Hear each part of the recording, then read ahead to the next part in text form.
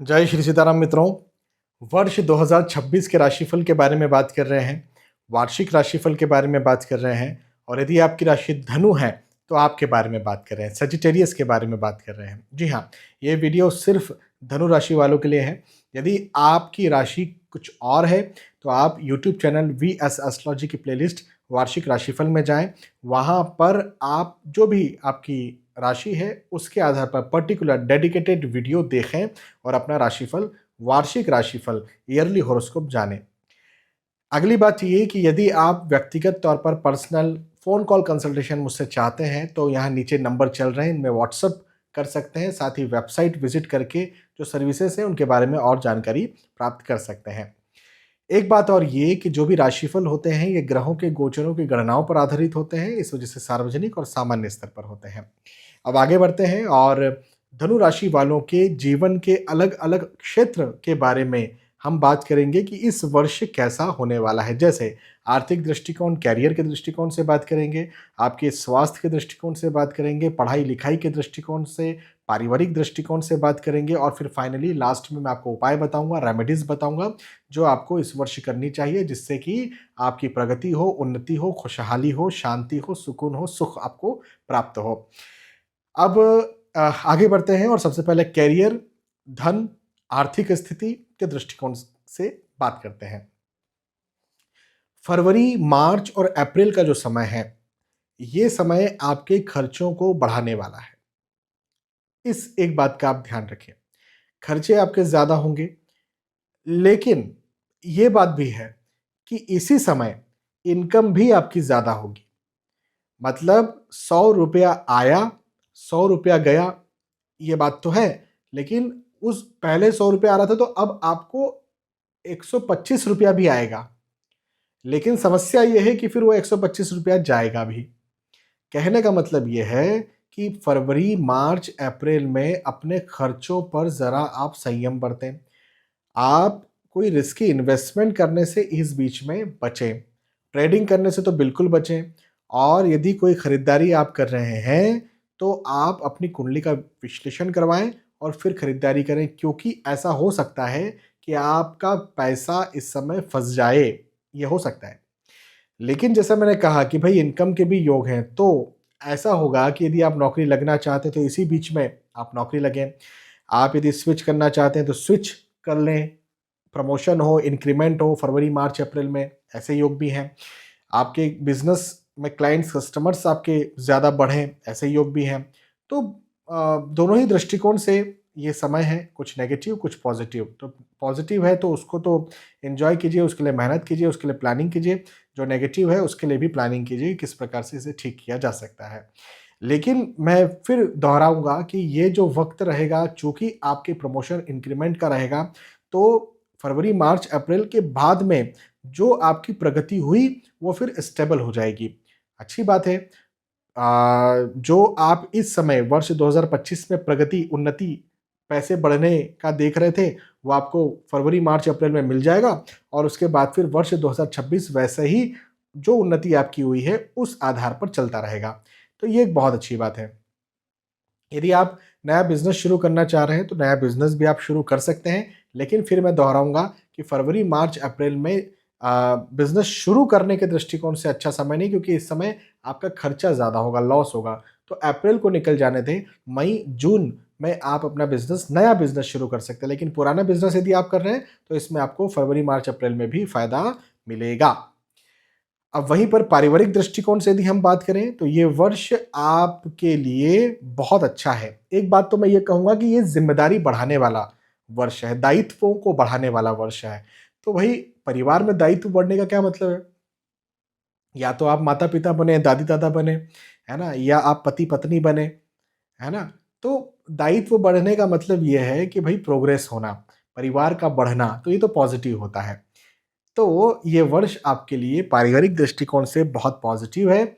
वहीं पर जनवरी, फरवरी, मार्च, नवंबर, दिसंबर, इन दिनों में आपके यहाँ पर मांगलिक कार्य, मांगलिक प्रसंग हो या आपका खुद का विवाह, यदि आप विवाह के इच्छुक हैं तो तय हो, आपके परिवार में आपके बच्चों का विवाह कहीं तय हो, ऐसे योग इस बीच में जो मैंने वक़्त आपको बताया नज़र आते हैं। तो ये बहुत अच्छी बात है। और ये हो सकता है कि मई, जून में कहीं न कहीं पारिवारिक मतभेद भी हों, आर्ग्यूमेंट्स भी हों। लेकिन मैं ये भी कहूँगा कि मई, जून को छोड़ कर के शुरुआत और फिर उसके बाद का जो समय है, ये आपकी पारिवारिक स्थिति को ठीक रखेगा, ठीक कर देगा और चीज़ें आपकी बेहतर रहेंगी। तो ओवरऑल वर्ष आपके लिए अच्छा रहेगा। बस जून में, मई में थोड़ा क्या कह रहे हैं, लोग आपकी बातों को क्या ले रहे हैं, इस बात को ज़रा समझ करके और फिर आप बोलिएगा, क्योंकि आपकी बातों को गलत लिया जाएगा इस बीच में, इस बात को ध्यान रखिए। ओवरऑल आपकी पारिवारिक स्थिति अच्छी है। संतान प्राप्ति के इच्छुक हैं तो संतान आपको हो, ऐसे योग भी मुझे इस वर्ष बनते हुए नज़र आते हैं। अच्छी बात है। वहीं पर यदि हम स्वास्थ्य के दृष्टिकोण से बात करें तो हाँ, हेल्थ का ज़रा ध्यान रखना है, विशेष तौर पर मानसिक स्वास्थ्य जो है। जैसे कई लोग मुझसे शिकायत करते हैं, सर नींद जल्दी नहीं आती है, हाँ? सुबह फिर लेट खुलती है। कई लोग कहते हैं चिंता ज़्यादा हो रही, तो इस प्रकार की स्थिति जो है आपके साथ पैदा हो सकती है। चिंता हो, तनाव हो, नींद ना आए, डिले हो, नींद में डिले हो, या एंग्ज़ायटी जैसी स्थिति पैदा हो। क्योंकि क्या होता है ना, देखो, जब ज़िम्मेदारियाँ बढ़ती हैं, जैसे मैंने कहा कि भई आप नौकरी करते हो तो अप्रेज़ल हो सकता है, प्रमोशन हो सकता है, क्लाइंट्स कस्टमर्स बढ़ेंगे। मैंने कहा कि आपका विवाह हो सकता है, आपके दायित्व बढ़ सकते हैं, तो फिर प्रेशर भी तो बढ़ता है, तो फिर तनाव भी तो बढ़ता है। तो भौतिक दृष्टिकोण से जब दायित्व बढ़ते हैं तो वो हमें अच्छे तो लगते हैं, लेकिन प्रेशर के साथ आते हैं, तनाव दबाव के साथ आते हैं, वर्किंग लोड के साथ आते हैं। तो मैं ये कहूँगा यहाँ पर कि ये आपके लिए थोड़ा आपके जिसको कहते हैं कि एंग्ज़ायटी को बढ़ाने वाले हो सकते हैं। बस अपने मानसिक स्वास्थ्य का आपको ज़रा ध्यान रखना चाहिए। लेकिन इसके अलावा यदि हम बात करें तो कोई प्रैक्टिकल मुझे नुकसान, हेल्थ का नुकसान मुझे नहीं दिखता है। हाँ, बड़ी बीमारी से डायबिटीज़, थायरॉइड, हाइपरटेंशन तो भई इसका तो ध्यान आपको रखना ही चाहिए, लेकिन इसके अलावा कोई भी दिक्कत मुझे आपके साथ बनती हुई नज़र नहीं आती है।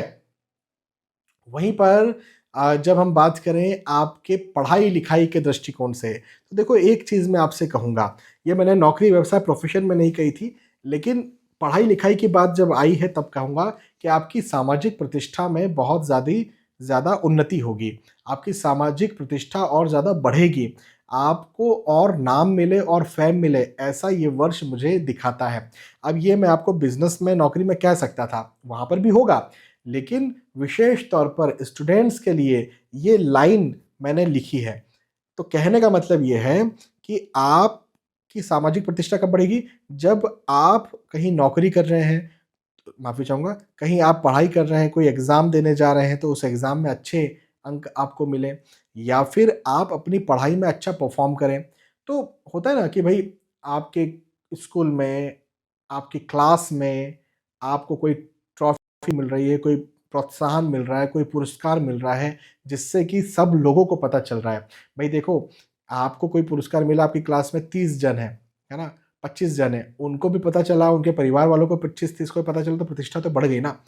और स्कूल में पता चला तो और ज़्यादा प्रतिष्ठा बढ़ गई। तो भई प्रतिष्ठा बढ़ने के योग इस समय नज़र आते हैं। अब ये प्रतिष्ठा जो है ना, ये आपकी पढ़ाई-लिखाई में भी बढ़ सकती है, या दूसरी अदर एक्टिविटीज़ जो हैं, जैसे सिंगिंग, एक्टिंग, कुछ भी और भी एक्टिविटीज़ होती हैं स्कूल्स में, उधर तरफ भी आप भाग लें और आपकी प्रतिष्ठा बढ़े, ऐसा योग मुझे आपके लिए बनता हुआ नज़र आता है। तो ये बहुत अच्छी बात है, स्टूडेंट्स के लिए ये समय उन्नति कारक है, जो भी एग्ज़ाम आप देंगे, उसमें भी आपकी सफलता होगी। तो बहुत अच्छा समय है, ये वर्ष आपके लिए पॉज़िटिव आया है। ये। अगली बात कि क्या थोड़ी बहुत नेगेटिविटीज़ भी हैं, तो उनको कैसे ठीक करें, और जो पॉज़िटिविटीज़ हैं, उनको और कैसे पॉज़िटिव करें, और कैसे उनको मज़बूत करें, और कैसे प्रगति को बढ़ाएँ। तो उसके लिए क्या करना चाहिए आपको, मैं अब आपको रेमेडी बता रहा हूँ। तो चूँकि आपकी राशि धनु है, धनु राशि के स्वामी कौन है? गुरु, बृहस्पति। अ, बृहस्पति देव की आराधना जो है, वो श्री भगवान श्री कृष्ण, श्री नारायण जी की आराधना जो होती है, वो सर्वश्रेष्ठ मानी गई है। तो ओम नमो भगवते वासुदेवाय, इस मंत्र का जाप करना, डेली बेसिस पर करना, 1 माला सुबह, 1 माला शाम में करना, आपके लिए बहुत ज़्यादा पॉज़िटिव होगा। वहीं पर पीपल के वृक्ष पर जल चढ़ाना, केले का यदि आपका वृक्ष है या इवन पौधा भी है, तो वहाँ पर जल चढ़ाना आपके लिए बहुत अच्छा होगा। इस पूरे वर्ष अधिक से अधिक आप केला किसी को देते हैं, कोई ज़रूरतमंद को डोनेट करते हैं या फिर इवन मंदिर में जाके रख के आते हैं तो भी बहुत अच्छा होगा।